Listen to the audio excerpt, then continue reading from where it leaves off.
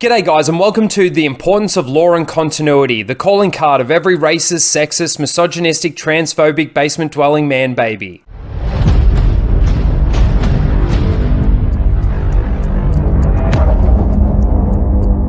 One of the biggest problems with today's entertainment is the lack of care the creators take with the lore and continuity of the franchises they're adapting. I personally see a lot of this with Star Wars. However, there's been Star Trek, Doctor Who, you could even say Phase 4 of the MCU, and Ghostbusters 2. The list goes on. We're also seeing the beginnings of this destruction to the Lord of the Rings. Now, while most of these were or are being destroyed on the altar of identity politics, there is the fact that the creators don't care. But what makes it even worse is that they don't care to learn the lore or the characters to tell a good, honourable story in these universes. They just want to put their stamp on it, make $1 billion, say it was brilliant, and tell all the fans they misunderstood the original context. So why is lore and continuity so important? Let's break it down. Lore. Definition 1. A particular body of knowledge or tradition. Definition 2. Something that is learned, traditional knowledge or belief. Knowledge gained through study or experience. While all of these definitions fit in some way, the most suitable one is definition 2A, traditional knowledge or belief. Now, in the case of a fictional universe, this traditional knowledge or belief is collected over time as it's being created. Once it's established, it becomes lore or canon. Let's take a look at it from a different angle. In reality, we've got things like ancient Egyptian lore, the lore of World War II, or even religious lore. What creates this lore is the actual history and, of course, the text, the traditional knowledge. These are all events that have taken place, and everything that could be documented has become lore for that subject. It cannot be altered, changed, or decanonized. It has now become traditional knowledge, lore. When it comes to our entertainment, the only difference is the reality of the history or text. With Star Wars, George was creating the lore as he went, and I guess you gotta start somewhere. But where it is the same is the fact that once it becomes lore, it cannot be changed. You can't change the lore in these worlds and universes once the lore is established without doing damage in some way. If you change even one of these laws, the ripple effect can be catastrophic for that universe, which is the case with what they've done with hyperspace in Star Wars. These laws create the rules and the explanations for how things work in these universes that we, the audience, have learned while the lore was being created, the traditional knowledge, our belief. This allows us to have a suspension of disbelief and in a way make the universe real. If you change something, no matter how big or small it is, it destroys that lore, which in turn destroys the universe and our suspension of disbelief. One of the amazing things about what George Lucas was able to do was make Star Wars for normies, but still keep lore, continuity, and canon in check. Now, I know there were elements of it that weren't perfect, but George didn't change anything that completely dismantled the universe. And yes, I know there's going to be people out there that say the EU wasn't the airtight lore and canon bubble I think it is. The one thing you will see in any book from the expanded universe is that it was written in the Star Wars universe. Now, while I haven't read everything, I could pretty much guarantee you they have never once made a jump into hyperspace from a gravity well. They have very rarely, if ever, made a jump without coordinates being set. I haven't completed my calculations. I'll make them for you. And every jump has taken time. What are you doing? Light speed skipping! The lore for hyperspace started getting created from the very first movie to establish how it works and put some rules around it. Traveling through hyperspace ain't like dust and crops, boy. Without precise calculations, we'd fly right through a star or bounce too close to a supernova and that'd end your trip real quick, wouldn't it? But then got expanded on in the expanded universe with things like interdictor cruises, the explanations of gravity wells, the importance of coordinates, hyperspace lanes, and of course, travel time. This is all lore, the rules. Now that it's established, it's now canon. It cannot be altered, changed, or decanonized. Another thing you wouldn't find in the EU are tracking devices with no explanation for how they work. There is no law to explain how tracking fobs work, but even if they were to come up with some weird, stupid explanation, I personally still don't like the idea of them as it takes away from the individuality of each bounty hunter and the way they would track their bounties. It certainly makes Bobble look like an idiot for tracking Han to Bespin the way he did. What are chain codes and how do they work? When it comes to tracking fobs and chain codes, I don't have a problem with them creating new things and expanding on the lore, but they need to expand on it. They need to explain how these things work so we, the audience, can continue to have our suspension of disbelief and believe the universe is real. But if you're going to bring in something new, it needs to avoid retroactively destroying something we've seen before and know to be law, the traditional knowledge, and our belief. Why didn't the First Order use a tracking fob to find Luke? Why didn't Bulba use a tracking fob to find Han? How do tracking fobs actually work? What is it tracking? If it's DNA, how does that work? If it's a tracking implant, well, that just opens up Pandora's box. When these questions can't be answered, you've got a problem with the law you've created. Hyperspace is very different, as the law around hyperspace is already established. It cannot be altered, changed, or decanonized. The creators of this new Star Wars have shown a massive disregard for hyperspace law. The Force Awakens. Their shields have a fractional refresh rate, keeps anything traveling slower than light speed from getting through. We're making our landing approach at light speed. Rogue One. I haven't completed my calculations. I'll make them for you. The Last Jedi.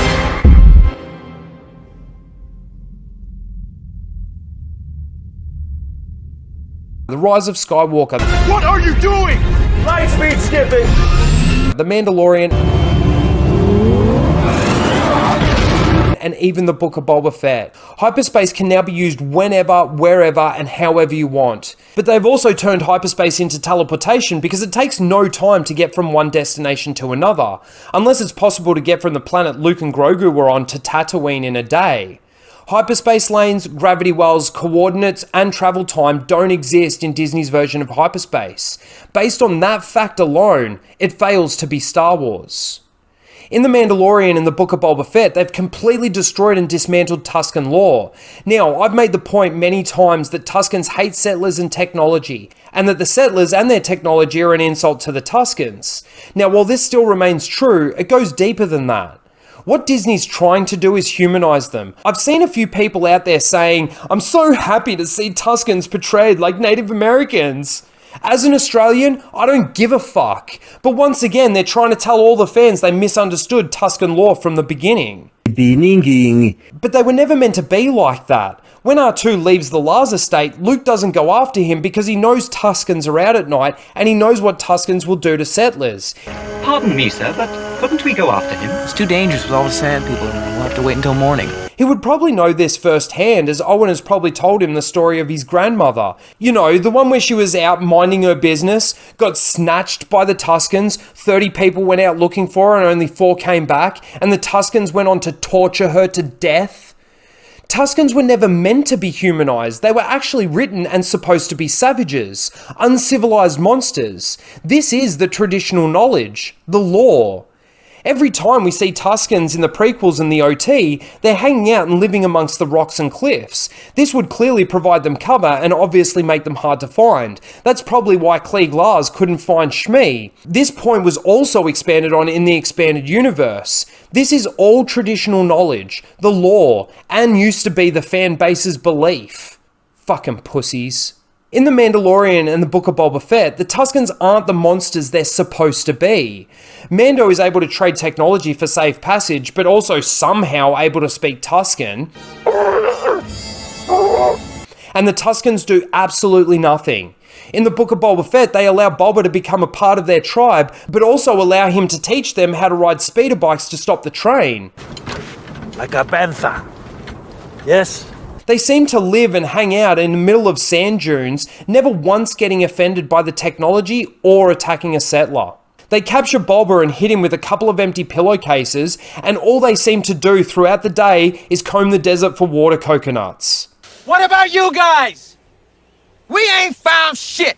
All of this is law breaking. Based on that fact, it fails to be Star Wars.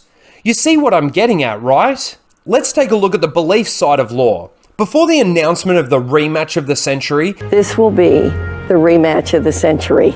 It was every fan's belief that Obi-Wan and Vader only fought twice, once on Mustafar and once on the Death Star, and that it was very unlikely that Obi-Wan ever left Tatooine. That was our belief based on the details or traditional knowledge that we had regarding Obi-Wan and Vader.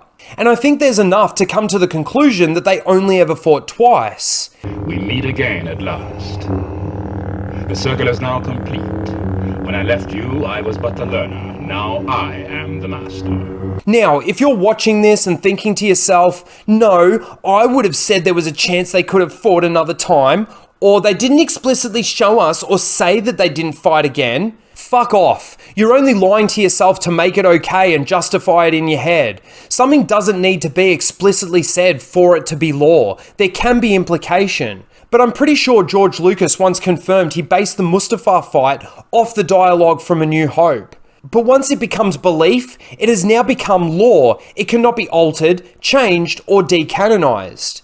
These studios think they can just take these franchises and start creating new lore or completely change it. Now again, if they want to expand on the lore, I don't have a problem with that, but they need to be honourable to the source material, the traditional knowledge, the lore. They need to explain it and also make it fit in the universe without destroying it. Completely changing the lore to make it all new and diverse, slap the Star Wars or the Star Trek or the Lord of the Rings label on it, and expect the fans that know these vast universes so well to just accept it? I don't think so. It doesn't work like that. You can't just do that, as it can and very often does destroy the laws of the universe, retroactively destroying the stories that came before and dismantling the laws around those stories. As soon as you alter, change, or completely deconstruct or decanonize the lore, it fails to continue to be the thing it's supposed to be. That is why you fail.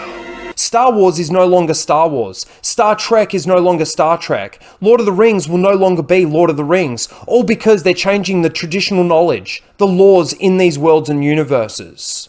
Continuity. Definition 1. Uninterrupted connection, succession, or union. Uninterrupted duration or continuation, especially without essential change. Definition 2. Something that has, exhibits, or provides continuity, such as a script or scenario in the performing arts, transitional spoken or musical matter, especially for a radio or television program, the story and dialogue of a comic book strip.